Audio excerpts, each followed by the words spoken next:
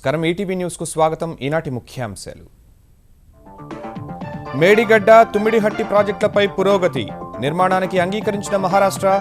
ఈ నెల 8న ఒప్పందాలు చేసుకోనున్న తెలంగాణ సర్కార్. ఉచితంగా ఇసుక పంపిణీకి ఆంధ్రప్రదేశ్ మంత్రివర్గం ఆమోదముద్ర. అక్రమాలకు పాల్పడే వారిపై పీడీ చట్టం కింద కేసులు నమోదు చేయాలని నిర్ణయం. అమరావతిలో బినామీ ఆస్తులున్నాయన్న కథనాలపై ఆంధ్రప్రదేశ్ మంత్రుల ఆగ్రహం. ఒక్కటి నిరూపించినా రాసిచ్చేస్తామని ప్రకటన. నల్ల కుబేరుల కోసం కేంద్రం తెచ్చిన పథకంపై రాహుల్ విమర్శలు. ఎదురుదాడికి దిగిన కమలదళం. అవినీతిపై మాట్లాడే అర్హత కాంగ్రెస్కు లేదని స్పష్టీకరణ.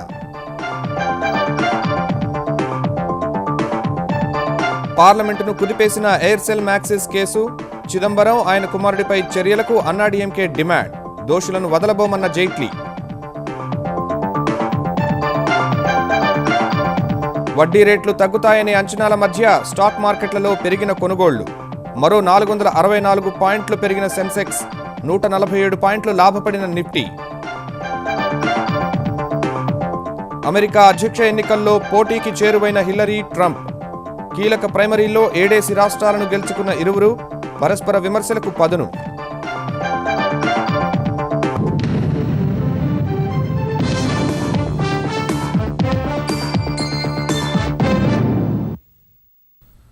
తెలంగాణలో అత్యధిక విస్తీర్ణానికి నీరిచ్చే విధంగా సాగునీటి ప్రాజెక్టుల పునరాకృతిని చేపట్టిన తెరాస సర్కార్ ఈ దిశలో పురోగతి సాధించింది. ఇందులో భాగంగా మేడిగడ్డ జలాశయ నిర్మాణానికి సంబంధించి మహారాష్ట్ర ప్రభుత్వంతో వచ్చే వారం ఒప్పందం కుదుర్చుకోనుంది. మేడిగడ్డ సహా తుమ్మిడిహట్టి, రాజపేట, పింపరాడ్, చెనాక, కొరట బ్యారేజీల నిర్మాణానికి కూడా ఇరు రాష్ట్రాల మధ్య ఒప్పందం కుదరనుంది. ఈ ఒప్పందాల కోసం ముఖ్యమంత్రి కేసీఆర్ ఈ నెల 7న ముంబై వెళ్లనున్నారు. కాళేశ్వరం ప్రాజెక్టుపై అంతర్రాష్ట్ర వివాదాలు తొలగిపోయినందున జాతీయ హోదా కల్పించాలని తెలంగాణ నీటిపారుదల శాఖ మంత్రి హరీష్ రావు కేంద్రానికి విజ్ఞప్తి చేస్తూ లేఖ రాశారు. ముంపును తగ్గించడం సహా అత్యధిక విస్తీర్ణానికి సాగునీరు అందించే లక్ష్యంతో ప్రాణహిత చేవెళ్ల సుజల స్రవంతి ప్రాజెక్టు స్వరూపాన్ని మార్చేసి ఆదిలాబాద్ జిల్లా తుమ్మిడిహట్టి వద్ద ఒక బ్యారేజీ, కరీంనగర్ జిల్లా కాళేశ్వరం దిగువన మేడిగడ్డ వద్ద మరో బ్యారేజీని నిర్మించాలని నిర్ణయించిన తెలంగాణ సర్కార్ ఆ దిశలో పురోగమనంలో సాగుతోంది. ఈ బ్యారేజీలపై కేంద్ర ప్రభుత్వ సంస్థ వాటర్ అండ్ పవర్ కన్సల్టెన్సీస్ వ్యాప్కోస్తో సర్వే చేయించిన తెలంగాణ సర్కార్ ఈ ప్రాజెక్టులకు సంబంధించి మహారాష్ట్ర ప్రభుత్వంతో ఒప్పందం కుదుర్చుకునేందుకు కసరత్తు పూర్తి చేసింది. తుమ్మిడిహట్టి వద్ద 148 మీటర్ల ఎత్తుతో బ్యారేజీ నిర్మాణానికి మహారాష్ట్ర సర్కారు ముందు నుంచే సంసిద్ధత వ్యక్తం చేయగా పెన్గంగ నదిపై చెనాక, కొరటతో పాటు రాజపేట, పింపరాడ్ వద్ద బ్యారేజీల నిర్మాణానికి కూడా సుముఖత వ్యక్తం చేసింది. ఆ తర్వాత తుమ్మిడిహట్టి, మేడిగడ్డ, చెనాక, కొరాట, రాజపేట, పింపరాడ్ బ్యారేజీల నిర్మాణానికి సంబంధించి తెలంగాణ సర్కార్ పంపిన సమగ్ర ప్రాజెక్టు నివేదికలను అధ్యయనం చేసిన మహారాష్ట్ర తదుపరి చర్యలకు ఉపక్రమించింది. కాళేశ్వరం ఎత్తిపోతల ప్రాజెక్టులో భాగంగా మేడిగడ్డ, అన్నారం, సుందిళ్ల వద్ద బ్యారేజీల నిర్మాణానికి తెలంగాణ సర్కార్ పరిపాలనా అనుమతులు మంజూరు చేసింది. మొత్తం 2,591 కోట్ల రూపాయలతో మేడిగడ్డ, 1,785 కోట్లతో అన్నారం, 1,437 కోట్ల రూపాయలతో సుందిళ్ల వద్ద బ్యారేజీల నిర్మాణం, రేడియల్ గేట్లను ఏర్పాటు చేయాలని నిర్ణయించింది. ఇందుకు అవసరమైన నిధుల కోసం ఇప్పటికే తెలంగాణ సర్కార్ ఉత్తర్వులు జారీ చేసింది. తాజాగా బ్యారేజీల నిర్మాణానికి మహారాష్ట్ర ప్రభుత్వం కూడా సానుకూలత వ్యక్తం చేయగా ఈ ఒప్పందంపై సంతకాలు చేసేందుకు ముంబై రావాలని ఆ రాష్ట్ర ముఖ్యమంత్రి దేవేంద్ర ఫడ్నవీస్ స్వయంగా ముఖ్యమంత్రి కేసీఆర్ కు ఫోన్ చేసి ఆహ్వానించారు. ఈ మేరకు కేసీఆర్ ఈ నెల 7న ముంబై పయనం కానున్నారు. ఈ నెల 8న బ్యారేజీల నిర్మాణానికి సంబంధించి 2 రాష్ట్రాల మధ్య ఒప్పందం కుదుర్చుకుంటారు. ఆంధ్రప్రదేశ్లో నేటి నుంచి ఉచిత ఇసుక విధానాన్ని అందుబాటులోకి తీసుకురావాలని మంత్రివర్గం నిర్ణయించింది. ఈ అంశాన్ని నెల రోజులు పర్యవేక్షించి అందులో వచ్చిన అధ్యయనాల మేరకు నిబంధనలు రూపొందించాలని తీర్మానించింది. ఇసుకను పెద్ద ఎత్తున నిల్వ చేసి అమ్మడం, పొరుగు రాష్ట్రాలకు తరలించడం, భూమిలో నింపే ప్రయత్నం చేస్తే పీడీ యాక్ట్ అమలు చేయడం వంటి పకడ్బందీ చర్యలు తీసుకోవాలని నిర్ణయించింది. ఆంధ్రప్రదేశ్లో ప్రస్తుత ఐటీ విధానానికి అనుబంధంగా ఐఓటీ విధానాన్ని తీసుకురావాలనే అభిప్రాయానికి వచ్చిన మంత్రివర్గం హార్డ్వేర్ రంగాన్ని ప్రోత్సహించి అందుకు తగ్గట్టు పెట్టుబడుల స్థాపనకు వీలుగా ఈ విధానాన్ని అమలు చేయాలని తీర్మానించింది. అమెరికా టెక్సాస్లోని ఆస్టిన్ విశ్వవిద్యాలయం ఇంక్యుబేషన్ కేంద్రం తిరుపతిలో ప్రారంభించేందుకు ఆమోదం తెలిపింది. విశ్వవిద్యాలయాల బిల్లు చట్ట సవరణ అంశంపైన కేబినెట్లో చర్చించినట్లు తెలిసింది. ఈ క్షణం నుంచి 1 మంత్ అబ్జర్వేషన్ ఫ్రీగా తీసుకుపోవడానికి పర్మిషన్ ఇస్తున్నారు, జీవో ఇష్యూ చేయమన్నారు. ఏ విధంగా ఇసుక ఉచితంగా అందించాలి, ఈ 1 మంత్ లో ఎటువంటి సమస్యలు వస్తాయో వాటన్నిటికి కూడా ప్రభుత్వం ఫైనల్ గా ఫ్రేమ్ చేసి నియమ నిబంధనలు విడుదల చేయడం జరుగుతుంది. 1 మంత్ తర్వాత పీడీ యాక్ట్ అమలు చేయబోతున్నాం. ఎక్కడ కూడా ఇసుక స్టాక్ పెట్టి అమ్ముకోవడానికి లేదు, ఇతర రాష్ట్రాలు పోవడానికి లేదు. వెహికల్ సీజ్ చేస్తారు, పీడీ యాక్ట్ పెడతారు. ప్రతిపక్ష నేత జగన్, అతని మీడియా సంస్థలపై ఆంధ్రప్రదేశ్ మంత్రులు తీవ్రస్థాయిలో ధ్వజమెత్తారు. అమరావతిని రాజధానిగా చేయడాన్ని మొదటి నుంచి జగన్ వ్యతిరేకిస్తున్నారని మంత్రులు ప్రత్తిపాటి పుల్లారావు, నారాయణ ఆరోపించారు. ప్రతిపక్ష నేత భూములు కొనుగోలు చేసిన దొనకొండ ప్రాంతానికి రాజధానిని తరలించాలనే కుట్రలు ఇంకా కొనసాగుతున్నాయన్న వారు అధికారంలో ఉన్న 10 ఏళ్లలో జగన్ 5 లక్షల ఎకరాలు కాజేశారని విమర్శించారు. జగన్ మీడియాపై సివిల్, క్రిమినల్ కేసులు నమోదు చేయనున్నట్లు మంత్రులు ప్రకటించారు. ఈరోజు అవినీతి పత్రిక సాక్షి పత్రిక కావచ్చు, సాక్షి ఛానల్ కావచ్చు, ప్రజల్లోకి అవాస్తవాలని విషం చల్లినట్టుగా చల్లుతా ఉంది. రోజు రోజుకి సర్క్యులేషన్ పడిపోతా ఉంది. ఈ రోజు రాసినటువంటి వారిలో ఎవరికి భూములు ఉన్నా ఆ సాక్షి మేనేజ్మెంట్ వారికి ఇచ్చేస్తాం.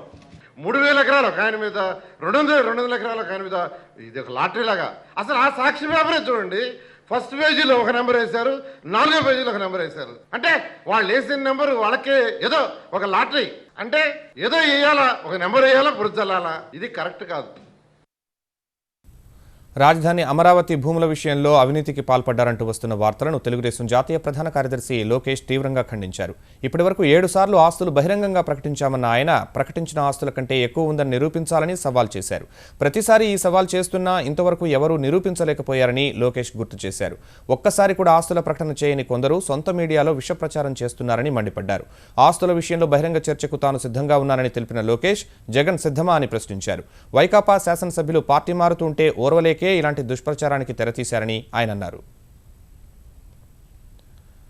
దేశీయంగా నల్లధనాన్ని చలామణిలోకి తెచ్చుకునేందుకు బడ్జెట్లో కేంద్రం ప్రతిపాదించిన పన్ను విధానంపై కాంగ్రెస్ ఉపాధ్యక్షుడు రాహుల్ గాంధీ తీవ్రస్థాయిలో ధ్వజమెత్తారు.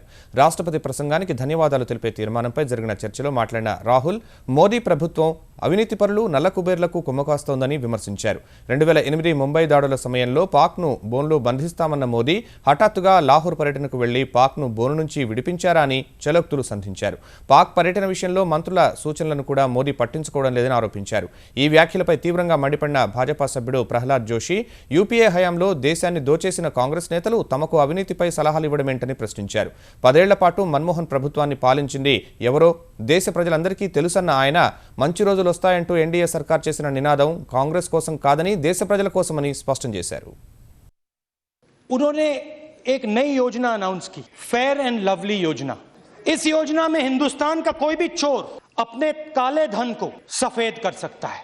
कहीं से भी उसने चोरी की हो, भ्रष्टाचार से पैसा बनाया हो, जितना भी उसका ब्लैक मनी हो। अरुण जेटली ने यहां खुले हाउस में कहा, मोदी जी की फेयर एंड लवली योजना आई है, काले पैसे को आप गोरा कर सकते हो।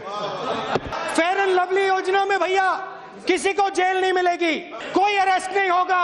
अरुण जेटली जी के पास जाइए, टैक्स दीजिए और अपने पैसे को सफेद कर दीजिए। I am so surprised. He is talking about the corruption.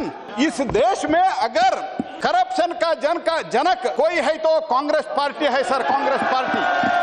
People who are responsible in the entire 10 years, people who looted this country. जब मैं गया था यूएस में, हमको पूछ रहे थे अगर इंडिया में आना है तो पैसा देके आना है क्या? कांग्रेस पार्टी को ऐसे माहौल उन लोगों ने बन लिया था. These people are talking about the corruption. Aircel Maxis కేసులో దోషులుగా తేలితే ఎంతటి వారినైనా ఉపేక్షించబోమని కేంద్రం స్పష్టం చేసింది. ఈ కేసులో ఆరోపణలు ఎదుర్కొంటున్న కేంద్ర మాజీ ఆర్థిక మంత్రి చిదంబరం, ఆయన కుమారుడు కార్తీపై ప్రభుత్వం ఎందుకు చర్యలు తీసుకోవడం లేదని విపక్షాలు లోక్సభలో సంధించిన ప్రశ్నలకు ఆర్థిక మంత్రి జైట్లీ ఈ మేరకు వివరణ ఇచ్చారు. అవినీతి కేసులకు సంబంధించి సీబీఐ, ఈడీ సహా అన్ని దర్యాప్తు సంస్థలకు పూర్తి స్వేచ్ఛనిచ్చినట్లు జైట్లీ తేల్చి చెప్పారు.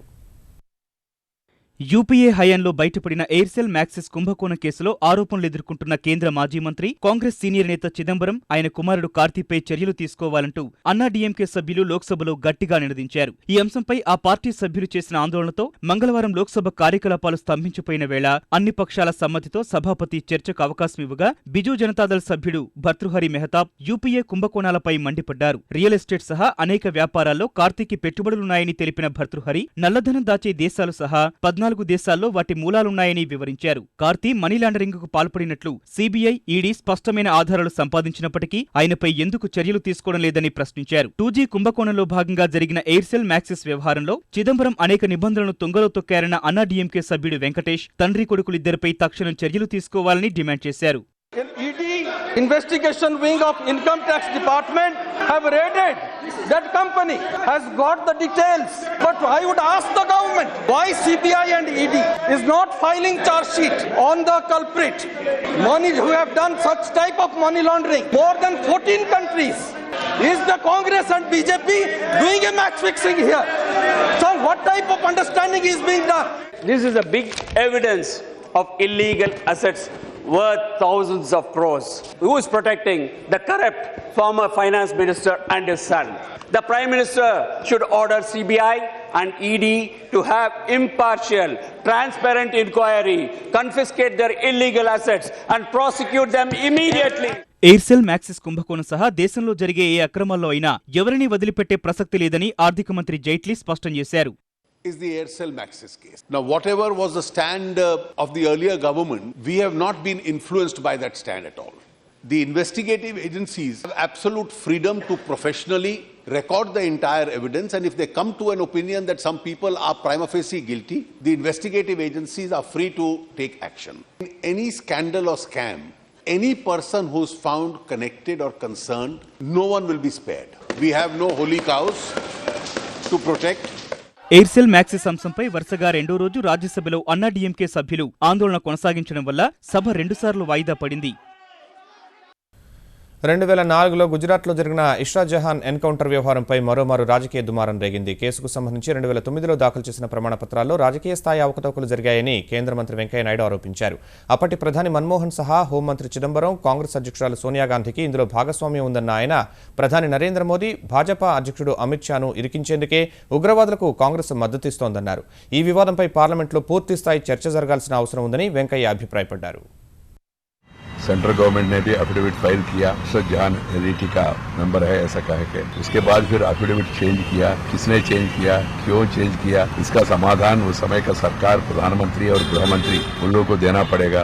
एकदम क्रूड पॉलिटिक्स है, चीप पॉलिटिक्स है. केवल नरेंद्र मोदी को बदनाम करने के लिए इन लोगों ने टेररिस्ट को भी साथ देने के लिए तैयार हो गया. इन विषयों के बारे में पार्लियामेंट में डिटेल्ड चर्चा होना चाहिए. అమెరికా అధ్యక్ష ఎన్నికల్లో democratic Hillary Clinton, Republican Donald Trump మధ్య పోరు దాదాపు ఖాయమైంది. ఈ ఎన్నికల్లో డెమోక్రాట్స్, రిపబ్లికన్ల తరపున అభ్యర్థిత్వాల కోసం నిర్వహించిన ప్రైమరీల్లో హిల్లరీ, ట్రంప్లు అత్యధిక రాష్ట్రాల్లో జయభేరి మోగించి రేసులో ఆధిక్యంలోకి దూసుకెళ్లారు. డెమోక్రాటిక్, రిపబ్లికన్ పార్టీలు కలిసి 10 రాష్ట్రాల్లో ఎన్నికలు నిర్వహించగా కొలరాడోలో డెమోక్రాట్లు, అలాస్కాలో రిపబ్లికన్లకు ప్రైమరీలు జరిగాయి. డెమోక్రాట్ల తరపున ఈ ఎన్నికల్లో పోటీ పడిన హిల్లరీ 11 రాష్ట్రాలకు 7 గెలుపొందారు.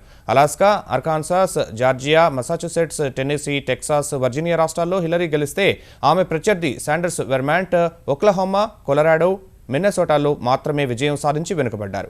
రిపబ్లికన్ తరపున అభ్యర్థిత్వానికి పోటీ పడిన డొనాల్డ్ ట్రంప్ 11 రాష్ట్రాలకు 7 జయకేతను ఎగురవేశారు. Alabama, Arkansas, Georgia, Massachusetts, Tennessee, Virginia, Vermont రాష్ట్రాల్లో ట్రంప్ గెలిస్తే టెక్సాస్, ఒక్లహోమా, మిన్నెసోటాలో ఓడిపోయారు. ఈ విజయాలతో నవంబర్లో జరిగే అమెరికా అధ్యక్ష ఎన్నికల్లో హిల్లరీ, ట్రంప్ మధ్య పోరు దాదాపు ఖాయం కాగా ఇరువురు పరస్పర విమర్శలకు పదును పెట్టారు. We've got work to do. But that work is not to make America great again. America never stopped being great. We have to make America whole. We have to fill in what's been hollowed out. A unifier. I know people are going to find that a little bit hard to believe, but believe me, I am a unifier. Once we get all of this finished, I'm going to go after one person. That's Hillary Clinton, on the assumption she's allowed to run, which is a big assumption. I don't know that she's going to be allowed to run. ఆంధ్రప్రదేశ్లో ప్రతిపక్షాల విమర్శలపై ధీటుగా స్పందించాలని మంత్రులు, తెలుగుదేశం నేతలకు ముఖ్యమంత్రి చంద్రబాబు స్పష్టం చేశారు. మంత్రివర్గ సమావేశం తర్వాత మంత్రులు, పార్టీ ముఖ్య నేతలతో సమావేశమైన ఆయన రాజకీయ విమర్శలపై తగు రీతిలో స్పందించట్లేదని అసహనం వ్యక్తం చేశారు. సామాజిక పరంగా చేసే విమర్శలపై ఆయా వర్గాల మంత్రులు ఎందుకు స్పందించట్లేదన్న సీఎం, మండలిలో విపక్ష నేత రామచంద్రయ్య ఇష్టం వచ్చినట్లు మాట్లాడితే ఎందుకు మౌనం వహించారని మంత్రి గంటాను ప్రశ్నించారు. అన్ని సామాజిక వర్గాలను ఆర్థికంగా పైకి తీసుకురావాలన్నదే ప్రభుత్వ ధ్యేయమన్న ఆయన ఈ విషయంలో రాజీ ఉండదని తేల్చి చెప్పారు. మరోవైపు కాపులకు రిజర్వేషన్ల విషయంలో ప్రభుత్వం హామీలను నెరవేర్చడం లేదని మాజీ మంత్రి ముద్రగడ పద్మనాభం ముఖ్యమంత్రికి రాసిన లేఖపై మంత్రులు తీవ్రంగా మండిపడ్డారు. ఏలూరులో కాపు కార్పొరేషన్ ద్వారా 192 కోట్లు రుణాలు ఇచ్చామని, త్వరలో మిగిలిన జిల్లాల్లో ఇస్తామని గుర్తు చేసిన మంత్రులు లేఖలో ముద్రగడ వాడిన భాష, చంద్రబాబుపై అనుచిత ఆరోపణలు చేయడంపై ఘాటుగా స్పందించారు. టైం ఇచ్చాం, ఇంకా టైం 10 రోజులు 20 రోజులు అవ్వలేదు, 10 రోజులు అవ్వలేదు, మీరు అప్పుడే ఏదో జరిగిపోతుంది, మాకు అన్యాయం జరిగిపోతుంది, మరి లోన్లు ఏమో తప్పుదారు పడతారు, ఈ లోన్లు ఏమో పచ్చొక్కాలకు ఇస్తున్నారు, పచ్చొక్కాల్లో తెలుగుదేశం పార్టీ వాళ్ళు కాపులు లేరా? ఎవరైతే కాపులు ఉన్నారో కాపులకి ఇవ్వడానికి సిద్ధంగా ఉన్నాం. అది ఖచ్చితంగా బీసీ కార్పొరేషన్ ద్వారా ఎలాగేస్తున్నాం, ఎస్సీ కార్పొరేషన్ ద్వారా ఎలాగేస్తున్నాం, అలాగే ఇప్పుడు కూడా ఈ కార్పొరేషన్ ద్వారా లోన్లు ఇస్తున్నాం. మీరు ఇవన్నీ కూడా గమనించవలసిన బాధ్యత పద్మనాభం గారికి ఉంది. ఒక ముఖ్యమంత్రికి రాసేటప్పుడు ప్రతి పారాగ్రాఫ్లో కానీ ప్రతి సెంటెన్స్లో కానీ ప్రతిదీ ప్రాపర్గా రాయాలి. ఏదో మీ నీటికి వచ్చినట్టు, లేదంటే ఆ వైఎస్ జగన్మోహన్ రెడ్డి వాళ్ళు డిక్టేట్ చేసినట్టు ఉంది లెటర్. దీంట్లో మీరు రాసిన అయితే ఎంత దారుణంగా ఉన్నాయంటే అవి ముఖ్యమంత్రికి రాయాల్సిన లెటర్లే కాదు, ఈ దరిద్రపు జాతి పూర్తిగా అంతరించిపోవాలన్నదే మీ కోరికగా కనిపిస్తుంది. అంటే మేమంతా కాపులు దరిద్రపు జాతే? కాపులు పేదరికంగా ఉన్నాం కానీ మేము దరిద్రులం కాదండి. ఎందుకు కొడతారండి అప్పుడు దరిద్రపు జాతని? అంతకుముందు ఉద్యమ సమయంలో ఆంధ్రప్రదేశ్ ప్రభుత్వం కాపులకు ఇచ్చిన వాగ్దానాల నుంచి వెనక్కి వెళుతోందని మాజీ మంత్రి ముద్రగడ పద్మనాభం ఆరోపించారు. దరఖాస్తు చేసుకున్న వాళ్ళందరికీ రుణాలు ఇస్తామని చెప్పి ఇప్పుడు కేవలం సొంత పార్టీ వాళ్ళకి రుణాలు అందిస్తున్నారని ముద్రగడ అన్నారు. రుణ మంజూరు కోసం జారీ చేసిన జీవో నెంబర్ 10 కూడా మోసపూరితంగా ఉందన్న ముద్రగడ కాపు ఉద్యమం వెనుక వైకాపా ఉందన్న కథనాలను ఖండించారు. తాను ఏ పార్టీలో చేరబోవడం లేదని స్పష్టం చేశారు. కోట్లు మాట ఎత్తుకోకుండా రేపు బడ్జెట్లో 1000 కోట్లు పెడుతున్నాను అని చేయటం అన్నది మొదటి మోసం సార్. ఎన్ని వేల అప్లికేషన్ వచ్చినా కూడా నిధులు కొరత లేదు, ఇవ్వడం జరుగుతుంది అని చెప్పారండి. అవి 30,000 40,000 రిలీజ్ చేయడం జరిగింది సార్. మిగతా 3 లక్షల చిల్లర ఉంచేశారు సార్. పూర్తిగా పరిశోధన చేసే వరకు కూడా వేధింపులు అరెస్టులు ఉండమని చెప్పారు సార్. వేధింపులు మాత్రం విపరీతంగా ఉన్నాయి సార్. ఇచ్చిన వాగ్దానాలు నీరు గారుస్తూ ఉన్నారు. మళ్ళా రోడ్డు ఎక్కమనే వారు ఇండికేషన్ అని నేను భావిస్తూ ఉన్నాను. ఆంధ్రప్రదేశ్లో తెలుగుదేశం పార్టీలోకి వలసలు కొనసాగుతూనే ఉన్నాయి. ఇప్పటికే కర్నూలు, కడప జిల్లాలకు చెందిన ఎమ్మెల్యేలు ఆదినారాయణ రెడ్డి, జయరాములు, భూమా నాగిరెడ్డి, అఖిలప్రియ, ఎమ్మెల్సీ నారాయణ రెడ్డి అధికార పార్టీలో చేరగా ఇప్పుడు కర్నూలు కోడుమూరు ఎమ్మెల్యే మణిగాంధీ సైకిల్ ఎక్కారు. ఈ ఉదయం తెలుగుదేశం అధినేత చంద్రబాబు సమక్షంలో తెలుగుదేశం పార్టీలో చేరారు. ముఖ్యమంత్రి చంద్రబాబు చేపట్టిన అభివృద్ధి కార్యక్రమాల్లో భాగస్వాముని అయ్యేందుకే తెలుగుదేశంలో చేరానని చెప్పిన మణిగాంధీ కోడుమూరులో ప్రజలు తనను చూసి మాత్రమే ఓట్లు వేశారని, వైకాపాను కాదని స్పష్టం చేశారు. మరోవైపు తెలుగుదేశంలోకి వలసలు కొనసాగుతూనే ఉంటాయని కర్నూలు జిల్లా తెలుగుదేశం అధ్యక్షుడు శిల్పా చక్రపాణి రెడ్డి చెప్పారు. గుంటూరు ఆచార్య నాగార్జున విశ్వవిద్యాలయంలో ఆర్కిటెక్చర్ విద్యార్థిని రిష్టేశ్వరి ఆత్మహత్య కేసులో ఇప్పటికీ ఆర్కిటెక్చర్ కళాశాల ప్రిన్సిపల్ బాబురావును పోలీసులు అరెస్టు చేశారు. గోప్యంగా బాబురావును అరెస్టు చేసి గుంటూరు జిల్లా న్యాయస్థానంలో హాజరుపరచగా కోర్టు ఆయనకు 2 వారాలు రిమాండ్ విధించింది. రిష్టేశ్వరి ఆత్మహత్య కేసులో బాబురావు 4వ నిందితుడిగా ఉన్నాడు. గత ఏడాది జూలై 14న విశ్వవిద్యాలయంలోని ఇందిరా ప్రియదర్శిని వసతి గృహంలో ఆత్మహత్య చేసుకున్న రిష్టేశ్వరి ర్యాగింగ్ వల్లే బలవన్మరణానికి పాల్పడుతున్నట్టు లేఖ రాసింది. ఈ కేసులో సీనియర్ విద్యార్థులు సహా ప్రిన్సిపాల్ బాబురావు అసభ్యంగా ప్రవర్తించారనే ఆరోపణలు రాగా ఈ ఉదంతంపై విశ్రాంత ఐఏఎస్ అధికారి బాలసుబ్రహ్మణ్యం నేతృత్వంలోని కమిటీతో ప్రభుత్వం విచారణ జరిపించింది. ఈ కమిటీ కూడా బాబురావు తీరును అభిశంసించగా ఇప్పుడు ఆయనను అరెస్ట్ చేశారు. ఛత్తీస్గఢ్ ఎన్కౌంటర్లో చనిపోయిన నక్సలైట్ల మృతదేహాలను జాతీయ మానవ హక్కుల సంఘం మార్గదర్శకాల ప్రకారం భద్రపరచాలని తెలంగాణ పోలీసు శాఖను హైకోర్టు ఆదేశించింది. పోలీసులు నక్సలైట్లను కూంబింగ్లో పట్టుకుని దారుణంగా హతమార్చారని, మృతదేహాలను సరిగ్గా భద్రపరచలేదని ఆరోపిస్తూ పౌర హక్కుల సంఘం దాఖలు చేసిన వ్యాజ్యంపై హైకోర్టు ఆదేశాలు జారీ చేసింది. మృతదేహాలకు ఫోరెన్సిక్ నిపుణుల ఆధ్వర్యంలో రీపోస్ట్మార్టం చేయాలని అభ్యర్థించిన నేపథ్యంలో ఎన్కౌంటర్ జరిగిన తీరు, తదనంతర పరిణామాలపై పూర్తి సమాచారం రేపట్లోగా ఇవ్వాలని పోలీసు శాఖను ఆదేశించింది. జీహెచ్ఎంసీ పరిధిలో అక్రమ నిర్మాణాల క్రమబద్ధీకరణ కోసం ఆర్డినెన్స్ ఇవ్వక ముందు జారీ చేసిన జీవోను ఉపసంహరించుకుంటారా లేక కొట్టివేయమంటారా అని హైకోర్టు తెలంగాణ ప్రభుత్వాన్ని ప్రశ్నించింది. హైదరాబాద్లో 2014 అక్టోబర్ 28కి ముందు నిర్మించిన అక్రమ నిర్మాణాల క్రమబద్ధీకరిస్తామని తెలంగాణ సర్కార్ జీవో ద్వారా చట్ట సవరణ చేసింది. ఆ చట్ట సవరణ ఆధారంగా బీఆర్ఎస్ అమలు కోసం జీవో జారీ చేసింది. అయితే చట్టాన్ని జీవో ద్వారా ఎలా సవరణ చేస్తారని హైకోర్టు ప్రశ్నించగా మొదటి జీవోను రద్దు చేసిన తెరాస సర్కార్ ఆర్డినెన్స్ ఇచ్చింది. ఇదే విషయాన్ని తెలంగాణ ప్రభుత్వం హైకోర్టుకు నివేదించగా మొదటి జీవోను రద్దు చేసినప్పుడు దాని అనుగుణంగా ఇచ్చిన రెండో జీవో ఎలా చెల్లుబాటు అవుతుందని కోర్టు ప్రశ్నించింది. ఆ ఉత్తర్వుల ఆధారంగా బీఆర్ఎస్ ఎలా అమలు చేస్తారని ప్రశ్నించిన కోర్టు రెండో జీవోను కూడా వెనక్కి తీసుకోవాలని తెలిపింది. లేదంటే తామే నిలిపివేస్తామని స్పష్టం చేస్తూ విచారణ రేపటికి వాయిదా వేసింది. సుప్రీంకోర్టు ఆదేశాలతో రోడ్డు ప్రమాదాల నివారణకు జంట నగరాల ట్రాఫిక్ పోలీసులు రవాణా శాఖ సంయుక్త కార్యాచరణ ప్రారంభించాయి. ఈ మేరకు హైదరాబాద్ వ్యాప్తంగా 25 పోలీస్ స్టేషన్ల పరిధిలో తనిఖీలు ముమ్మరం చేసిన పోలీసులు డ్రైవింగ్ లైసెన్స్, హెల్మెట్ లేకుండా వాహనాలు నడుపుతున్న వారికి జరిమానాలు విధిస్తున్నారు. ప్రతి పోలీస్ స్టేషన్ పరిధిలో డ్రైవింగ్ లైసెన్స్ లేని వాహనదారులపై ఛార్జ్షీట్లు నమోదు చేస్తున్నారు. హెల్మెట్లకు సంబంధించి ఈ ఒక్కరోజే 5,000 కేసులు నమోదైనట్లు తెలిపిన ట్రాఫిక్ పోలీసులు ఇక నుంచి ఈ ప్రక్రియ నిరంతరం కొనసాగుతుందన్నారు. అయితే హెల్మెట్ వాడకంపై మరింత అవగాహన కల్పించిన తర్వాత జరిమానాలు విధించాలని వాహనదారులు విజ్ఞప్తి చేస్తున్నారు. ప్రపంచంలోనే అత్యంత నివాసయోగ్యమైన హైదరాబాద్లో నివసిస్తున్నందుకు గర్వపడుతున్నానని టెన్నిస్ క్రీడాకారిణి, తెలంగాణ ప్రభుత్వ ప్రచారకర్త సానియా మిర్జా అన్నారు. జీవితాంతం హైదరాబాదీగా ఉండటమే తనకు సంతోషం కలిగిస్తుందని చెప్పిన సానియా హుస్సేన్ సాగర్లో షికారు కోసం తెలంగాణ పర్యాటక అభివృద్ధి సంస్థ TSDC ఇటీవల కొనుగోలు చేసిన అమెరికన్ క్యాటమరాన్ బోట్లను ప్రారంభించిన సానియా కాసేపు బోట్లో విహరించారు. ఈ కార్యక్రమానికి హాజరైన తెలంగాణ రాష్ట్ర పర్యాటక అభివృద్ధి సంస్థ అధ్యక్షుడు పేర్వారం రాములు తెలంగాణ సంస్కృతి, సంప్రదాయాలు, చారిత్రక సంపదను కాపాడేందుకు తెరాస ప్రభుత్వం ప్రత్యేక చర్యలు తీసుకుంటోందని చెప్పారు. We are blessed to live in a city, we're blessed to live in a state which has great food, it has great people, it has great culture, it's a great mix of modern and Western, and it's a great mix of everything, and I was very happy to lived all my life here. I urge people and I tell people to please come to Telangana, visit our great state. ఆఫ్ఘనిస్తాన్లోని భారతీయ రాయబార కార్యాలయాలను లక్ష్యం చేసుకుని ఉగ్రవాదులు మరోసారి తెగబడ్డారు. జనవరి 3న మజరీ షరీఫ్లోని కార్యాలయంపై ఉగ్రదాడి జరగ్గా ఈసారి జలాలాబాద్లోని కార్యాలయంపై విరుచుకుపడ్డారు. ఆత్మాహుతి దాడులు సహా కాల్పులకు తెగబడగా 6 ముష్కర్లు సహా 9 మంది ప్రాణాలు కోల్పోయారు. అనేక మంది గాయపడ్డారు.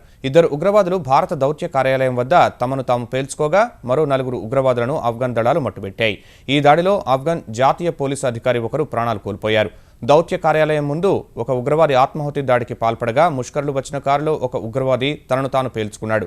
ఉగ్రవాదుల దాడిలో భారత దౌత్య కార్యాలయం దెబ్బతినగా సిబ్బంది ఎవరికీ గాయాలు కాలేదని విదేశాంగ శాఖ అధికారులు వెల్లడించారు. 2007 నుంచి భారత దౌత్య కార్యాలయంపై ఉగ్రవాదులు దాడికి దిగడం ఇది 4వసారి. జేఎన్యూ సాంస్కృతిక సదస్సులో దేశ వ్యతిరేక నినాదాలు చేశారన్న ఆరోపణలు ఎదుర్కొంటూ దేశద్రోహ నేరంపై అరెస్ట్ అయిన జేఎన్యూ విద్యార్థి నాయకుడు కన్నయ్య కుమార్కు ఢిల్లీ హైకోర్టు బెయిల్ మంజూరు చేసింది. 10,000 రూపాయల వ్యక్తిగత పూచీకత్తుతో 6 నెలల మధ్యంతర బెయిల్ మంజూరు చేసింది. ప్రస్తుతం జరుగుతున్న దర్యాప్తులో పోలీసులు ఎప్పుడు కోరితే అప్పుడు వారి ఎదుట హాజరు కావాలని సూచనలు చేసింది. కన్నయ్య ఫిబ్రవరి 14 నుంచి పోలీసుల కస్టడీలో ఉన్నారు. ఈ కేసులో అరెస్ట్ అయిన మరో 2 నిందితులు 14 రోజుల రిమాండ్లో ఉన్నారు. ఉద్యోగుల భవిష్య నిధి నుంచి తీసుకునే డబ్బులో 60% పన్ను చెల్లించాలన్న కేంద్ర ఆర్థిక శాఖ ప్రతిపాదనపై కార్మిక సంఘాల నుంచి నిరసనలు కొనసాగుతున్నాయి. భవిష్య నిధి నుంచి తీసుకున్న డబ్బుతో పింఛను పథకాలు తీసుకునే వారికి పన్ను ఉండదన్న వివరణను తీవ్రంగా తప్పుబట్టిన కార్మిక సంఘాల నేతలు ఇప్పటికే దేశంలో సామాజిక భద్రతలో భాగంగా 5 కోట్ల మందికి పింఛను సదుపాయం ఉందని గుర్తు చేశారు.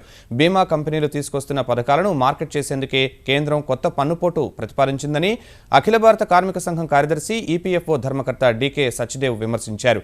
బడ్జెట్పై పార్లమెంట్లో జరిగే చర్చలో పూర్తి వివరాలు వెల్లడిస్తామన్న ఆర్థిక మంత్రి జైట్లీ వాదనను తీవ్రంగా తప్పుబట్టిన ఆర్ఎస్ఎస్ మద్దతున్న భారతీయ మజ్దూర్ సంఘ అధ్యక్షుడు బిఎన్ రాయ్ 1995 నుంచి ఈపీఎఫ్ఓ చందాదారులకు 58 ఏళ్లు వచ్చాక పింఛను సదుపాయం ఉన్నప్పటికీ జైట్లీ అసంబద్ధ వాదన చేస్తున్నారని విమర్శించారు. ఈపీఎఫ్ డబ్బును తీసుకునే సమయంలో పన్ను విధించాలనే నిబంధన చట్టంలో ఎక్కడా లేదని ఆయన గుర్తు చేశారు. ఈ నిర్ణయాన్ని ఉపసంహరించాల్సిందేనని తేల్చి చెప్పారు. 2016-17 ఆర్థిక సంవత్సరానికి కేంద్రం బడ్జెట్ను ప్రవేశపెట్టిన మరుసటి రోజే లాభాల పంట పండించుకున్న స్టాక్ మార్కెట్లు ఇవాళ కూడా దూసుకు వెళ్లాయి. క్రితం సెషన్లో 777 పాయింట్లు ఎగబాకిన సెన్సెక్స్ ఇవాళ మరో 464 పాయింట్లు లాభపడింది. ఈ ఉదయం 24,045 పాయింట్ల వద్ద ఉత్సాహంగా మొదలైన సూచి ఆ తర్వాత ఏ దశలో కూడా వెనుదిరిగి చూసుకోలేదు. ఒక దశలో కాస్త తగ్గి 24,044 పాయింట్ల కనిష్ట స్థాయిని తాకిన సూచి కేంద్రం ద్రవ్యలోటు లక్ష్యాన్ని అందుకున్నందున రిజర్వ్ బ్యాంక్ వడ్డీ రేట్లు తగ్గించవచ్చనే అంచనాల మధ్య అన్ని రంగాల్లో కొనుగోళ్లు పెరిగి లాభాల్లోనే పయనించింది. ఆసియా మార్కెట్లలో సానుకూల పవనాలు, అంతర్జాతీయ మార్కెట్లో ముడిచమురు ధరలు పెరిగిన వేళ అన్ని రంగాల్లో కొనుగోళ్లు పెరగ్గా సెన్సెక్స్ 24,280 పాయింట్ల గరిష్ట స్థాయిని తాకింది. చివరకు 24,243 పాయింట్ల వద్ద స్థిరపడింది. జాతీయ స్టాక్ ఎక్స్చేంజ్ సూచి నిఫ్టీ 147 పాయింట్లు పెరిగి 7,369 వద్ద ముగిసింది. ఈటీవీ న్యూస్ సమాప్తం. నమస్కారం.